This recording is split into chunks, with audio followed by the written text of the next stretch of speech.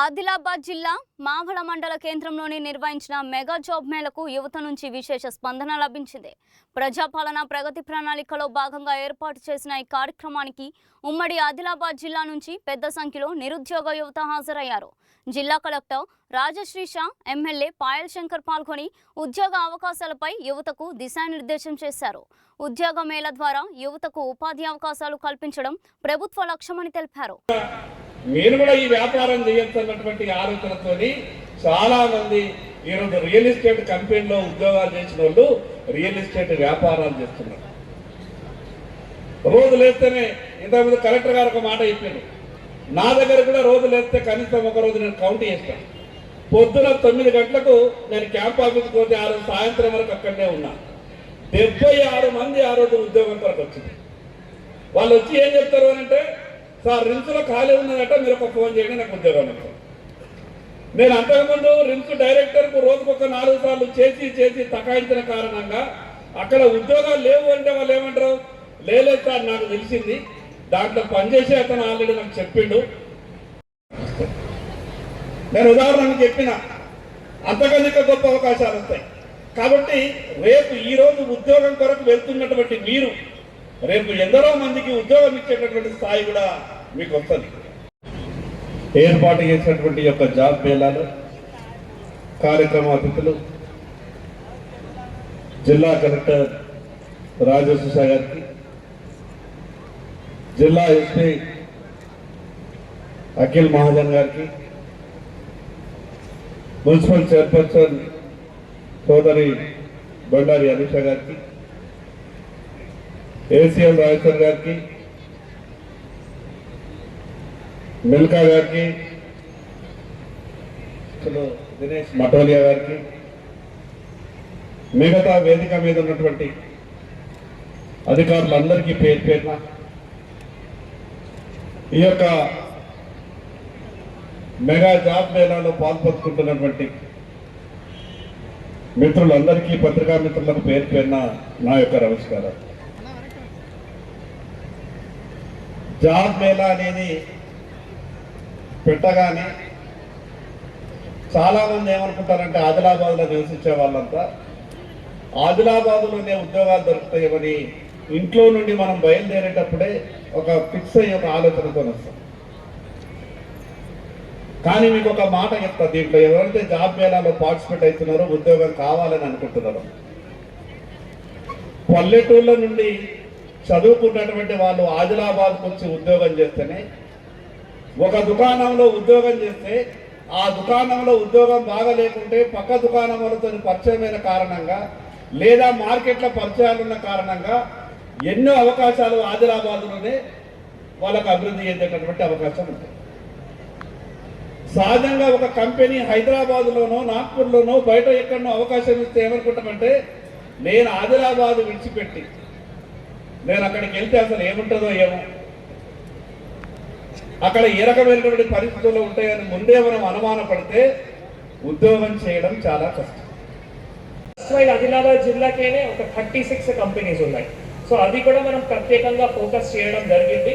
ఎందుకంటే చాలా మంది యూత్లు మరి జాబ్ వచ్చిన తర్వాత నేను హైదరాబాద్ వెళ్ళాలా, కరీంనగర్ వెళ్ళాలంటే కొంత వెనక అవుతున్నారు. సో దానికోసం మళ్ళీ ఆర్స్ట్రైల్ ఆదిలాబాద్ కానీ, నిజామాబాద్ కానీ, మన చుట్టుపక్కల ఏవైతే జిల్లా ఉన్నాయో అక్కడ ఎక్కువ సంఖ్యలో కూడా జాబ్స్ కూడా పెట్టడం జరిగింది. ఇక్కడ ఫ్లోలో కూడా ఫస్ట్ రిజిస్ట్రేషన్ అయిన తర్వాత దాని తర్వాత కంపెనీస్ని కూడా క్లియర్గా లిస్ట్ డిస్ప్లే చేయడం జరిగింది.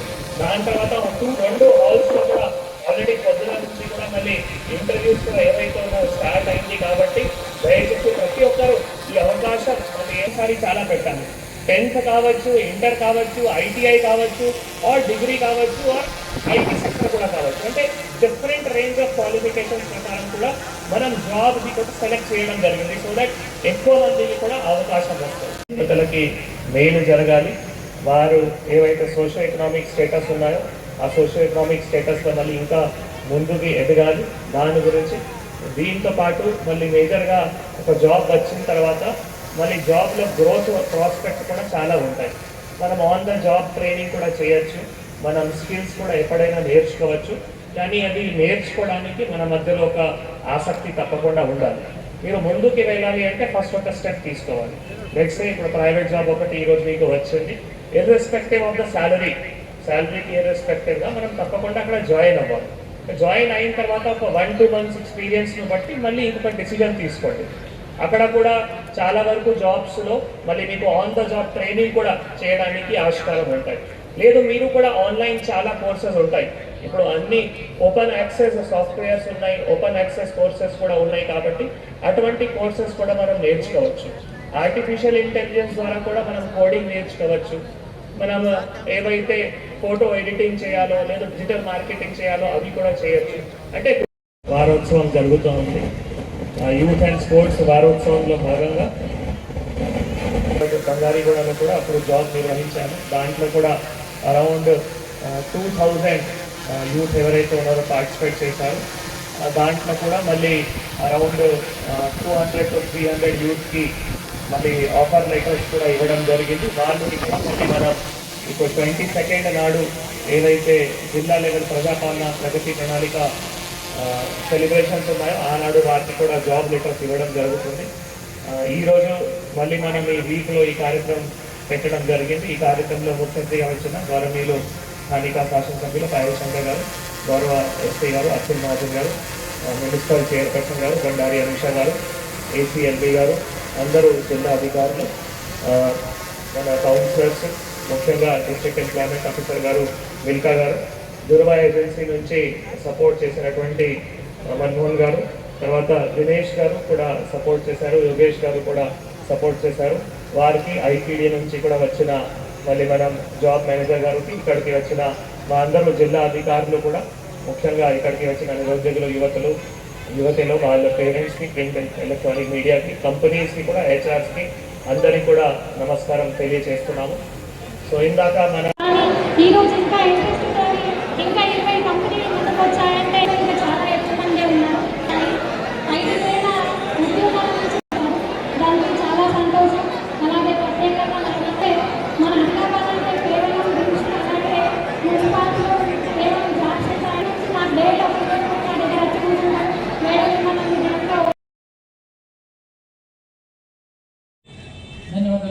ఈ యొక్క అవకాశాన్ని ఎవరైనా మిస్ చేసుకోకుండా ప్రతి ఒక్కరికి దీన్ని వినియోగించుకోవాలి. అలాగే ముఖ్యంగా ఏం తెలియజేస్తున్నానంటే